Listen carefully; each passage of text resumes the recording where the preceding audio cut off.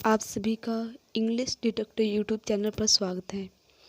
तो आज हम बहुत ही interesting novel voice in the city करने जा रहे हैं, जो अनीता देसाई के द्वारा लिखा गया है। तो हम ये नोवेल स्टार्ट करने से पहले थोड़ा सा अनीता देसाई के बारे में जान लेते हैं, जिनका जन्म 24 जून 1937 में हुआ था। और जो ये अनीता देसाई है वो एक इंडियन नोवेलिस्ट है और इनको बुकर प्राइज अवार्ड से भी सम्मानित किया गया है। और जो इन्होंने अपनी बीए की डिग्री है वो यूनिवर्सिटी ऑफ दिल्ली 1956 में प्राप्त की। तो चलिए अब हम वॉइस इन द सिटी के बारे में जानते हैं। जो वॉइस इन द सिटी है वो अनीता देसाई का सेकंड नोवेल है, जो 1956 में पब्लिश्ड हुआ था। और जो ये नोवेल है ये बात करता है change in the society and modernism के बारे में। तो फ्रेंड्स, इसके अंदर अनीता देसाई कलकत्ता सिटी के बारे में बताती हैं कि किस तरह से कलकत्ता सिटी के अंदर चेंज हुआ और लोगों को उसके अंदर अपने जो जीवन है उसको बिताने में कितनी कठिनाइयाँ हुई। तो जो ये नोवेल है फ्रेंड्स, ये मल्टीपल पॉइंट ऑफ व्यू से रखा जाता है कि जो ये नोवेल है ये एक सोशल मूव है इंडिया का। तो चलिए अब हम देखते हैं जो ये स्टोरी है ये 4 सिबलिंग्स की है, अरुण, मोनिशा, निरोध और आमला। जो अरुण है वो नोवेल के स्टार्टिंग में ही आउट ऑफ द कंट्री चला जाता है, यूएस से। और तो अब ये स्टोरी है जो मोनिशा, निरोध और आमला इनकी लाइफ के चारों ओर घूमती है कि किस तरह से ये अपनी लाइफ में स्ट्रगल करते हैं और किस तरह से जो उनके सामने डिफ़िकल्टीज आती हैं उनको फेस करते हैं। तो सबसे पहले हम मोनिशा के बारे में डिस्कस करते हैं। जो मोनिशा है एक बहुत ही खुश रहने वाली और पॉजिटिव गर्ल है, लेकिन मोनिशा है जो वो ओवर थिंकिंग भी है, क्योंकि अगर उसको कुछ चीज़ के बारे में पता चल जाए या कुछ भी उसके साथ कुछ भी घटना घट जाए तो उसके बारे में बहुत ही ज़्यादा वो सोच विचार करती है। जो मोनिशा है उसकी शादी एक ट्रेडिशनल फैमिली में हो जाती है। ट्रेडिशनल फैमिली में होने के कारण जो मोनिशा है वो अपने आप को उसके अंदर एडजस्ट नहीं कर पाती, क्योंकि जब एक शादी होने के बाद एक लड़की से उसके ससुराल वालों की तरफ से बहुत सारी चीज़ें एक्सपेक्ट की जाती हैं और उस लड़की के ऊपर भी बहुत सारी रिस्पॉन्सिबिलिटीज़ आ जाती हैं, जिसमें कि घर की साफ सफाई, खाना बनाना, बच्चे पैदा करना। लेकिन मोनिशा को इनके अंदर बहुत बिल्कुल भी इंटरेस्ट नहीं था, क्योंकि एक वेल एजुकेटेड गर्ल थी। तो जो उसकी मोनिशा की सास है और जो ननद है उसको टोंट भी मारती हैं, लेकिन मोनिशा इसके बारे में कुछ ज़्यादा वो नहीं करती, उनको इग्नोर कर देती है और इस बारे में अपने पति से भी बात करती है। लेकिन उसका पति कहता है कि अगर तुम्हें इस फैमिली में रहना है ना तो सबके साथ एडजस्ट करना पड़ेगा। तो जो ये फ्रेंड मोनिशा है जो फिर वो सोचती है कि वो जो ये लोग हैं जो इनकी थिंकिंग है वो कैसे अपने बच्चे को उसकी परवरिश कर सकेगी, कैसे उसको अच्छी एजुकेशन दे सकेगी। तो इसलिए ये बात सोचकर मोनिशा एक बच्चे को जन्म देना नहीं चाहती। और तो एंड में क्या होता है, मोनिशा है जो वो सुसाइड करती है बाथरूम में अपने आप को आग लगाकर। और उसकी जैसे ही डेथ होती है उसके बाद उसके जो ब्रदर निरोध हैं और उसकी सिस्टर आमला है उससे वहाँ आते हैं और वो सोचते हैं कि जो मोनिशा वो इतनी हैप्पी और पॉजिटिव गर्ल थी वो सुसाइड कैसे कर सकती है, लेकिन उनको कुछ समझ नहीं आता। तो एक डायरी मिलती है उनको जिसके अंदर उसके जो फीलिंग्स हैं, थॉट्स हैं, इमोशन है, उसके अंदर जो मोनिशा है अपनी फीलिंग्स और उन सभी को उसके अंदर लिखा हुआ था।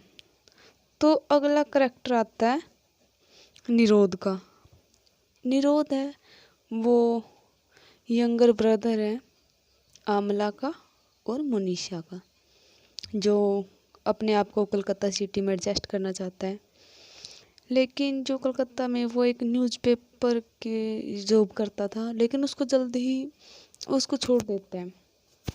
और वो उसको छोड़ता है क्योंकि वो सोचता है कि वो वहाँ पे अपनी फीलिंग्स को एक्सप्रेस नहीं कर पा रहा और अपने जो लिखने का स्टाइल है उसको इम्प्रूव नहीं कर पा रहा।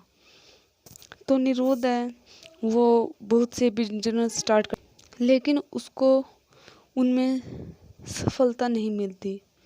तो जो उसकी मदर है विडो, वो उसको बोलती है कि मैं तुम्हारी फाइनेंशियली हेल्प कर देती हूँ। लेकिन जो निरोध है वो उसको मना कर देता है कि अगर मैं सक्सेस होऊंगा तो भी अपनी वजह से होऊंगा, अगर फेल होऊंगा तो भी अपनी वजह से होऊंगा। तो जो निरोध है वो कोलकाता सिटी को काली गुड्डेस से कंपेयर करता है। किसको? कलकत्ता सिटी को कंपेयर करता है काली गुड्डेस से। वो सोचता है कि जैसे जो काली है, काली माता है, वो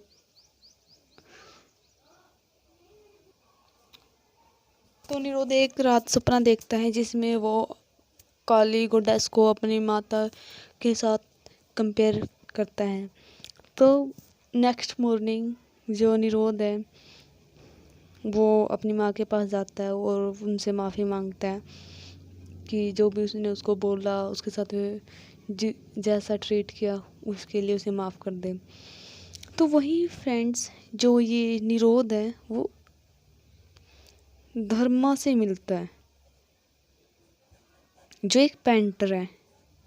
ठीक है, वो वैसे तो जो ये निरोध है और जो धर्म है उनकी क्वालिटीज आपस में मिलती हैं। लेकिन जो धर्म है वो अपनी लाइफ में सेट है और उसने जो कलकत्ता सिटी है उसमें भी अपने आप को एडजस्ट कर लिया है। तो इस तरह से जो निरोधी की लाइफ है फ्रेंड्स वो भी ट्रैक पर आ जाती है धीरे धीरे। उसके बाद नेक्स्ट करेक्टर आता है आमला का, जो सबसे छोटी है। मोनिशा और निरोधे के बाद सबसे जो छोटी है उनकी फैमिली वो है आमला। आमला बहुत ही सुंदर और टैलेंटेड गर्ल है। और फ्रेंड्स वो भी जो कलकत्ता सिटी है उसके अंदर आ जाती है कि उसे भी वो भी हर चीज़ कर सकती है अपनी लाइफ में जो वो चाहती है। और फ्रेंड्स जो निरोध आमला है ना वो भी पेंटर धर्मा से मिलती है। और धर्मा जैसे ही आमला को देखता है वो उसके दिमाग में एक इमेज बनती है कि जो अपने वो नेक्स्ट की अगली मॉडल आमला को ही चुनेगा। और उसको आमला को एक रिच जो लोग हैं उनसे इंट्रोड्यूस करवाता है। और आमला भी स्टार्टिंग में तो बहुत खुश होती है रिच लोगों के साथ उठकर बैठकर अच्छे अच्छे कपड़े पहनकर। लेकिन जब बाद में पता चलता है कि जो धर्म है वो एक अच्छा आदमी नहीं है और उसकी एक गर्ल भी है जिसके साथ वो अच्छा ट्रीट नहीं करता, उसके साथ भी बहुत जो गंदे तरीके से बात करता है, बहुत ही बैडली व्यवहार करता है। तो जो आमला है वो धर्मा को वहाँ से छोड़ देती है और वो उसके बाद सोचती है कि वो कलकत्ता सिटी में रहकर ही कोई छोटी सी जॉब कर लेगी जिससे उसको सेटिस्फेक्शन होगी। तो इस तरह से वो जो आमला है वो भी रियलाइज़ करती है, उसको पता चलता है कि जो उसकी सिस्टर मोनिशा है वो भी सिचुएशन को फेस ना करके और किस तरह से उन्होंने अपनी फीलिंग इमोशन को दबाया और कैसे उन्होंने सुसाइड की। तो जो ये मोनिशा, निरोध और आमला है, सबसे ज़्यादा तीनों में जो आमला है वो सर्वाइव कर पाती है नोवेल में। क्यों? क्योंकि जो मोनिशा है वो अपनी सिचुएशन से लड़ने की बजाय सुसाइड कर लेती है, क्योंकि वो सिचुएशन से लड़ने की बजाय सुसाइड करना ही ठीक मानती है, क्योंकि उसके अंदर सिचुएशन को फेस करने की, डिफ़िकल्टीज को फेस करने की हिम्मत नहीं थी। निरोधे भी किसी न किसी तरह से सिचुएशन को फेस करके, बहुत सारे बिजनेस करके, और एट द एंड में अपनी लाइफ को ट्रैक पर ले आते हैं। लेकिन जो आमला है वो रियल में जो उसकी लाइफ की डिफ़िकल्टीज हैं, या उसके जो उन्होंने उसकी लाइफ में प्रॉब्लम आई, उनको अच्छे तरीके से हैंडल किया, और लास्ट में वो अपनी लाइफ को मतलब अच्छे तरीके से स्पेंड करने में बहुत ही सक्सेस होती है। और उसको बाद में उसको काम मिलता है जो पंचतंत्र है ना, उन कहानियों को ट्रांसलेट करने का। और जब वो उन कहानियों को ट्रांसलेट करती है तो उनसे बहुत सी जो पुराने इंडियन पॉलिटिकल फिलोसफी है उसके बारे में पता चलता है, और जो उनके अंदर क्या मैसेज मिलता है, कैसे हम अपनी जो लाइफ है उनकी डिफ़िकल्टीज हैं उनको फेस कर सकते हैं, उनका सोल्यूशन निकाल सकते हैं। वो मतलब हम कह सकते हैं कि जो आमला है उन उसको पंचतंत्र की जो कहानी है उनसे बहुत शिक्षा मिलती है। और इस तरह से जो ये नोवेल है ये एंडिंग होता है।